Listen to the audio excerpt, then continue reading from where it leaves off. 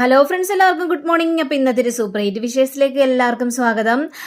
അങ്ങനെ നമ്മുടെ ചന്ദ്രികയും അതേപോലെ തന്നെ മേഘയും കൂടി നേരെ ഈ സിദ്ധുവിൻ്റെ റൂമിലേക്ക് കയറിയിരിക്കുകയാണ്. അപ്പോൾ എടുത്തു വായിക്കും. മേഘയാണെങ്കിൽ പെട്ടെന്ന് തന്നെ ആ ഡയറി എവിടെയാണെന്ന് കണ്ടെത്തണം. മേഘ എത്രയും പെട്ടെന്ന് തന്നെ സഹായിച്ചേ മതിയാവുള്ളൂ. നീ എല്ലായിടത്തും തപ്പണം. ഇത് കേട്ട് കഴിഞ്ഞപ്പോഴേക്കും നമ്മുടെ ചന്ദ്രികയ്ക്ക് ആകെ ടെൻഷൻ തോന്നുകയാണ്. അപ്പം ചന്ദ്രികയാണെങ്കിൽ ഇതൊക്കെ വേണോ മേഘ? ദേ ഇനി സിദ്ധു സാറ് അതൊക്കെ അറിഞ്ഞു കഴിഞ്ഞാൽ ആകെ തെറ്റല്ലേ? ഞാൻ പറയുന്നത് പോലെ നീ അങ്ങോട്ട് കേട്ടാൽ മതി മേഘ. എനിക്ക് ആ ഡയറി കിട്ടണം. ആ ഡയറി കിട്ടിയാൽ മാത്രമേ സിദ്ധുവിൻ്റെ മനസ്സിൽ എന്താണെന്ന് മനസ്സിലാക്കാനായിട്ട് പറ്റുള്ളൂ. നീ പെട്ടെന്ന് തപ്പാനായിട്ട് നോക്ക്. അങ്ങനെ മേഘ ആ അലമാരിയൊക്കെ മുഴുവൻ തപ്പുകയാണ്. പക്ഷെ ചന്ദ്രിക എന്തൊക്കെയോ ആലോചിച്ചുകൊണ്ട് നിൽക്കുകയാണ്. അപ്പം ചന്ദ്രയെ കണ്ടു കഴിഞ്ഞപ്പോഴേക്കും നീ എന്താ ഇങ്ങനെ ആലോചിക്കുന്നത്? ഒന്ന് അന്വേഷിക്കും മേഘ. എനിക്ക് വേണ്ടി ഈ സഹായം കൂടി നിനക്ക് ചെയ്യാനായിട്ട് പറ്റില്ലേ?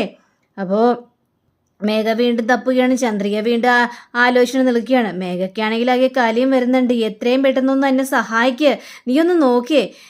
ശരി ശരി മേഘ മേഡം എന്നും പറഞ്ഞുകൊണ്ട് ചന്ദ്രിക അവിടെ ഇവിടെയൊക്കെ മുഴുവനും തപ്പുകയാണ്. പക്ഷേ അത് കഴിഞ്ഞപ്പോഴേക്കും ഇങ്ങനെ ആലോചിച്ച് കഴിഞ്ഞപ്പോഴേക്കും ചന്ദ്രികയെ നീ ആ ബെഡിൻ്റെ അടിയിലൊക്കെ ഒന്ന് തപ്പി നോക്ക്, ഞാൻ ഇവിടേക്കൊന്ന് തപ്പട്ടെ.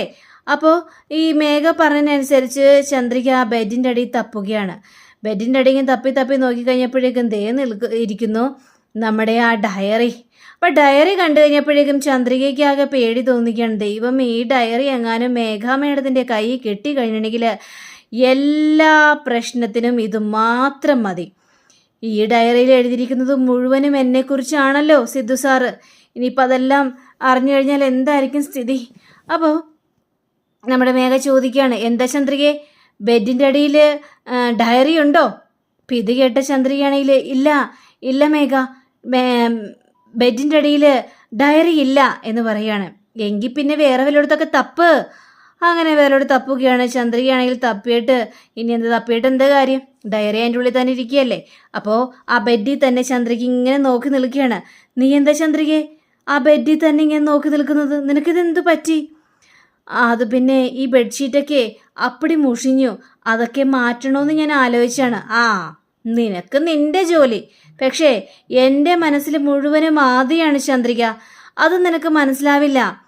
ഇനി ആ ഡയറി എൻ്റെ കയ്യിൽ കിട്ടിക്കഴിഞ്ഞ് സിദ്ധുവിൻ്റെ ഡയറിയിൽ ഏത് പെണ്ണിൻ്റെ പേരാണ് അവളെ ഞാൻ തീർക്കും. എവിടെയാണെങ്കിലും അവളെ ഞാൻ പൊക്കി, അവളെ ഞാൻ അവസാനിപ്പിക്കും. ഇതാണ് എൻ്റെ തീരുമാനം. ഇത് കേട്ട ചന്ദ്രികയ്ക്കാണെങ്കിൽ ആകെ സങ്കടം തോന്നിയാണ്. ദൈവമേ, താൻ കാരണമാണല്ലോ ഇതെല്ലാം സംഭവിക്കാനായിട്ട് പോകുന്നതെന്ന് ആലോചിച്ചിട്ട് ഒരു എത്തും പിടിയും കിട്ടുന്നില്ല. അങ്ങനെ പെട്ടെന്ന് ഈ മേഘയുടെ അമ്മ അങ്ങോട്ട് വരികയാണ്. അപ്പോൾ ഇവരെ കണ്ടു കഴിഞ്ഞപ്പോഴേക്കും നിങ്ങൾ രണ്ടുപേരും എന്താ സിദ്ധുവിൻ്റെ റൂമിൽ എന്തു പറ്റി? അപ്പോൾ ചന്ദ്രികയ്ക്ക് എന്തു പറയണമെന്ന് അറിയാൻ പാടില്ല. അപ്പോൾ ചന്ദ്രികയാണെങ്കിൽ അത് പിന്നെ മേഡം എന്ന് പറഞ്ഞുകൊണ്ട് നിൽക്കുമ്പോൾ എടുത്ത് വായിക്കും മേഘ, അത് എൻ്റെ ചാർജർ കേടായി, അതുകൊണ്ട് സിദ്ധുവിൻ്റെ ചാർജർ എടുക്കാൻ വേണ്ടി ഞാൻ വന്നതാണ് എന്ന് പറയുകയാണ്. ശരി ആയിക്കോട്ടെ. അങ്ങനെ അങ്ങനെയും പറഞ്ഞുകൊണ്ട് മേഘ അവിടെ നിന്ന് പോയി കഴിഞ്ഞപ്പോഴേക്കും ചന്ദ്രികയോട് ഈ അമ്മയാണെങ്കിൽ, അതെ ചന്ദ്രികയെ, നീയിപ്പോൾ എന്താ വീടിൻ്റെ മുന്നിൽ കോലം വരക്കാത്തത്? അല്ലെങ്കിൽ എന്നും രാവിലെ നീ വീടിൻ്റെ മുന്നിൽ കോലം വരക്കുന്നതല്ലേ? ഇപ്പം നിനക്ക് എന്തു പറ്റി ചന്ദ്രികയെ എന്ന് ചോദിക്കുകയാണ്. അത് പിന്നെ ഞാൻ അത് ആലോചിച്ചില്ല. നിനക്കിപ്പോൾ ഇപ്പോഴേ പിന്നെ എന്തൊക്കെയോ ചിന്ത കൂടി വരുന്നുണ്ട്. അതൊന്നും വേണ്ട കേട്ടോ. എന്തെങ്കിലും ടെൻഷൻ ഉണ്ടെങ്കിൽ അത് പറഞ്ഞേ മതിയാവുള്ളൂ. അങ്ങനെയൊക്കെ പറയുമ്പോൾ നമ്മുടെ ചന്ദ്രിക അവിടെ നിന്ന് പോവുകയാണ്. പിന്നീട് ഈ ഇൻവെസ്റ്റിഗേഷൻ കാർഡ് അതിങ്ങനെ നോക്കുകയാണ്. അപ്പോൾ ഇങ്ങനെ നോക്കിക്കഴിഞ്ഞപ്പോഴേക്ക് ഈ മുത്തശ്ശിയാണെങ്കിൽ എന്ത് നല്ല ഭംഗിയാണ് ഈ കാർഡ് കാണാനായിട്ട്. ഏതായാലും ഈ കാർഡ് അടിച്ചു കിട്ടിയപ്പോൾ തന്നെ എൻ്റെ മനസ്സിൽ എത്രമാത്രം സന്തോഷമുണ്ടെന്ന് അറിയാമോ? അപ്പോൾ മേഘ അങ്ങോട്ട് വരികയാണ്. മോളെ മേഘ ഇങ്ങോട്ട് വന്നിട്ടുണ്ടേ, ദേ കാർഡ് അടിച്ചു കിട്ടിയിട്ടുണ്ട്, നീ നോക്കിക്കണ്ടേ കാർഡ് ഭംഗിയാണെന്ന്. ഇത് കാണാൻ അടിപൊളിയാണല്ലോ, നല്ല രസമുണ്ടല്ലോ കാണാനായിട്ട്. ഏതായാലും സിദ്ധുവിനെ കൂടി കാണിക്കണ്ടേ? അപ്പോൾ ഈ മേഘയുടെ അച്ഛനും അങ്ങോട്ട് വരികയാണ്. അതെ, സിദ്ധുവിനെയും കാണിക്കണം. പെട്ടെന്ന് പോയി സിദ്ധുവിനെ വിളിച്ചിട്ട് വന്നേ ആരതി എന്ന് പറയുകയാണ്. അങ്ങനെ ആരതി നേരെ സിദ്ധുവിൻ്റെ റൂമിലേക്ക് ചെന്ന് കഴിഞ്ഞപ്പോഴേക്കും സിദ്ധു എന്തൊക്കെയോ ആലോചന. ചേട്ടാ, എന്തെങ്കിലും ആലോചിച്ചു നിൽക്കുന്നത്? ഹണിമൂണിന് എവിടെ പോകണമെന്ന് ആലോചിക്കുകയായിരിക്കും അല്ലേ? ഇപ്പം തന്നെ ആലോചന തുടങ്ങിയോ? അതെ, ആലോചിച്ചോ. പക്ഷേ ഹണിമൂണിന് എവിടെ പോയാലും എന്നെയും കൂടി കൊണ്ടുപോകണേ. നമുക്ക് 3 പേർക്കും കൂടി പോകാന്നേ, അടിച്ച് പൊളിക്കാം അവിടെ പോയിട്ട്. അതിനെക്കുറിച്ച് ഞാൻ ചിന്തിക്കായിരുന്നു. ദേ ആരതി, നിനക്ക് വേറെ ഒന്നും പറയാനില്ലേ? ഇങ്ങനെ ചൂടായി കയറുന്നത് എന്തിനാണ്? അല്ല, ചേട്ടൻ്റെ മുഖത്ത് ഭയങ്കര ഒരു ടെൻഷനാണല്ലോ. കല്യാണം കഴിഞ്ഞില്ല, അതിനു മുമ്പ് തുടങ്ങിയോ ടെൻഷനൊക്കെ? ആരതി, നീ പോകാനായിട്ട് നോക്കിക്കണ്ടേ? ഓ, ഞാൻ പോയിക്കോളാവേ. ആ പിന്നെ ഏട്ടനെ അവിടെ എല്ലാവരും അന്വേഷിക്കുന്നുണ്ട്. എന്നെയോ? എന്തിന്? അതെ, കല്യാണ കാർഡ് അടിച്ചു വിട്ടിട്ടുണ്ട്. കല്യാണ കാർഡ് അടിച്ചു വിട്ടിന്നോ? അതെ, അതെല്ലാവർക്കും കൊടുക്കാനായിട്ട് പോവുകയാണ്. എല്ലാവർക്കും കൊടുക്കാനോ? എന്താ കല്യാണ കാർഡ് പിന്നെ നമ്മൾക്ക് 3 പേർക്കും വായിച്ചാൽ മതിയോ? എല്ലാവർക്കും, നാട്ടുകാർക്ക് എല്ലാവർക്കും കൊടുക്കണ്ടേ? എന്നാലല്ലേ കല്യാണം എപ്പോഴാണെന്ന് എല്ലാവർക്കും അറിയാനായിട്ട് പറ്റുള്ളൂ. ആ, ഏട്ടനിങ്ങനെ ടെൻഷൻ അടിക്കാതെ അങ്ങോട്ട് വരാൻ നോക്ക് എന്നും പറഞ്ഞ് ആരതി അവിടെ നിന്ന് പോവുകയാണ്. സിദ്ധുവിന് എന്ത് ചെയ്യണമെന്ന് അറിയാൻ പാടുള്ളൊരവസ്ഥ. അപ്പോൾ കല്യാണ കാർഡ് വരെയും അടിച്ചു വന്നു അല്ലേ, എല്ലാവർക്കും കൊടുക്കാനായിട്ട് പോവുകയാണ്. അതിനു മുമ്പ് തന്നെ മേഘയെ എനിക്ക് ഇഷ്ടമല്ല എന്നുള്ള കാര്യം അവരോട് തുറന്നടിച്ച് പറയണം, അല്ലെങ്കിൽ ശരിയാവില്ല എന്ന് ചിന്തിച്ചാണ് നമ്മുടെ സിദ്ധു നിൽക്കുന്നത്. പിന്നീട് എല്ലാവരും കൂടി ഇങ്ങനെ കൂട്ടത്തോടെ ഇങ്ങനെ സംസാരിക്കുകയാണ്. അപ്പോൾ അവിടെ നമ്മുടെ മലരും ഉണ്ട്. അപ്പം മലരെ കണ്ടു കഴിഞ്ഞപ്പോഴേക്കും, മലരെ, നിന്റെ അമ്മ എവിടെ? അമ്മ വീട്ടിലുണ്ട്. എന്നാൽ പിന്നെ അമ്മയെ വിളിച്ചിട്ട് വാ, ഇവിടെ ചെറിയ ചടങ്ങുകളിൽ നടക്കാനായിട്ട് പോവുകയല്ലേ. ആ ശരി അമ്മേ എന്നും പറഞ്ഞുകൊണ്ട് പോകുകയാണ് നമ്മുടെ മലര്. അപ്പം മലരും കൂടി പോയി കഴിഞ്ഞപ്പോഴേക്കും മുത്തശ്ശിക്ക് മലരെന്ന് തീരെ അങ്ങോട്ട് ഇഷ്ടമല്ലല്ലോ. അപ്പോൾ മേഘ ഇങ്ങനെ പല കാര്യങ്ങളും ചിന്തിക്കുകയാണ്. അല്ല, സിദ്ധുവിനെ വിളിക്കാൻ പറഞ്ഞിട്ട് വിളിച്ചില്ലേ? ദേവായിരുന്നു സിദ്ധു എന്നും പറഞ്ഞ്. അപ്പോൾ സിദ്ധു ദേ അവിടെ നിൽക്കുകയാണ്. സിദ്ധു, നിന്റെ മുഖത്ത് നിന്നൊരു ടെൻഷൻ. ഹാപ്പി ആയിട്ടിരിക്കും സിദ്ധു. കല്യാണ കാർഡൊക്കെ അടിച്ചു കിട്ടി. ഇനി കല്യാണ കാർഡ് പൂജിക്കണം, പിന്നെ അതെല്ലാവർക്കും കൊടുക്കണം. നീ കല്യാണ കാർഡ് ഇഷ്ടപ്പെട്ടോ നോക്കി എന്നും പറഞ്ഞുകൊണ്ട്.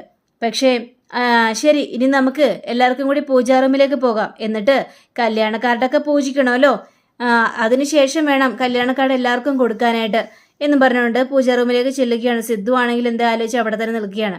ഇപ്പം മേഘ, സിദ്ധു, എന്താ സിദ്ധു അവിടെ നിൽക്കുന്നത്? ഇങ്ങോട്ട് വാ.